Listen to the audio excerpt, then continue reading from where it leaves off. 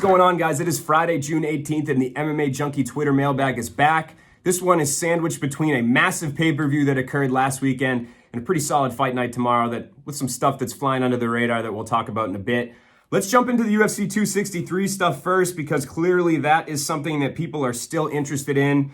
Sticking with the flyweight division, which seemed to steal the show at UFC 263. My man Corey at Streaker585, who's always got good questions, continues his trend. Is flyweight better since DJ left? Better is obviously a very subjective thing. What does the word better mean? And I'm not going to get too nitpicky and try to play the middle ground here. To me, face value, I think it has gotten better. And that's no offense to Demetrius Johnson. I was not on board with the UFC's decision to trade him when that trade for Ben Askren occurred back in the day. To me, at the time, I was like, man, you're getting rid of one of the best pound-for-pound fighters in the world. Sure, he suffered a pretty close split decision loss to Henry Cejudo, but why throw him out? I mean, that guy could easily come back and beat Henry in a third fight. So I was surprised. I didn't get it. The Askren thing seemed to knock it out of the park for the UFC. At least his star power did. For as unsuccessful as his UFC career was, he did generate eyeballs. He got people talking. People clicked on our stories more than you would ever believe about Ben Askren.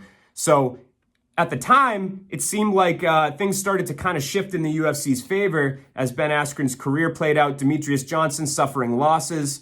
And I think looking at it now, you got a really competitive flyweight division. You've got two very elite guys that were sandwiched in between a headlining middleweight Israel Adesanya title fight and a Nate Diaz rare, scrap 5-round battle, blood squirting out of his head, and everyone was talking about the flyweight. So to me, in retrospect, the UFC nailed it. They hit it out of the park. Demetrius Johnson's still going to go down as one of the greatest ever to do it. But I think right now the competitiveness, the eliteness, and just the fact that it just seemed that the way the cookie crumbled really did end up playing in the UFC's favor. I will go ahead and say that it is better now than it was back then. What do you think is next for Figgy? Should he go to bantamweight? Do you think Askarov has earned himself a title shot against Moreno after his win against Joe B? So kind of a two-part question there. Do I think Figgy should go to bantamweight? Not necessarily. I think maybe he should give it one more crack at 125. He obviously knows his body better than I do. He knows what kind of weight cuts he's gone under. He's clearly had some bad ones. Was this last one that bad? I haven't heard him explicitly come out and say that. He said he didn't feel great. What does that mean? Was he sick? Was he an injury? Whatever. So let's see what he does. I think he shouldn't necessarily just dip on flyweight. I mean, who knows? He could come back and look great. So I would stay at flyweight for now. But if you lose another one, he's got the power. He's got the speed. He's got the abilities. I think he'd do well at 135 as well.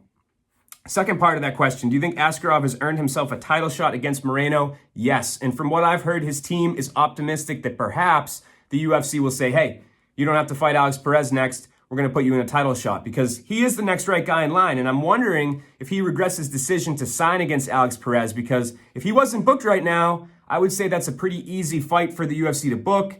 Plus, you got Cody Garbrandt kind of lingering out there. So who knows? Maybe the UFC will say, hey, we want to book Moreno for a quick turnaround. We need somebody. Cody's a name. He's tried to drop to 125 in the past before he got COVID and had to pull out. So we're going to book that fight. But all things even, it should be Askarov. Will the UFC do that? As always, we don't really know. Following his loss to Yaroslav Amosov, what matchup do you think is best for Douglas Lima going forward? I think it's pretty clear the roadmap for Bellator. Yaroslav Amosov versus Jason Jackson should be the next title fight. Both guys want it. Scott Coker seemed pretty interested in it at the press conference. That seems like what I would do. As for Douglas Lima, pretty easy fight to book. Michael Venom Page, the rematch. They've been building it recently. They don't like each other. MVP's accused Lima of running while he was champion. Lima said, hey, I'm here. You just haven't earned yourself back to me. So now, why not meet in a number one contender fight? Why not meet, even if it's not a number one contender fight, meet in a fight that the guys don't like each other and it makes sense.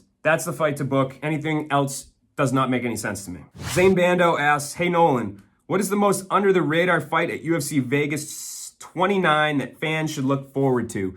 I have two for you. And the first one's on the prelims. Matthew Semmelsberger, who's flown, very much under the radar against Chaos Williams, who just lost recently. I know he got derailed a little bit, but I think that's a fun fight. I think both guys are very solid, up-and-coming welterweights, and that should be a scrap. The other one, I don't know if you can really qualify it as under the radar, but perhaps because it's high up on the card. But Julian Erosa versus Sungwoo Choi is a very fun fight.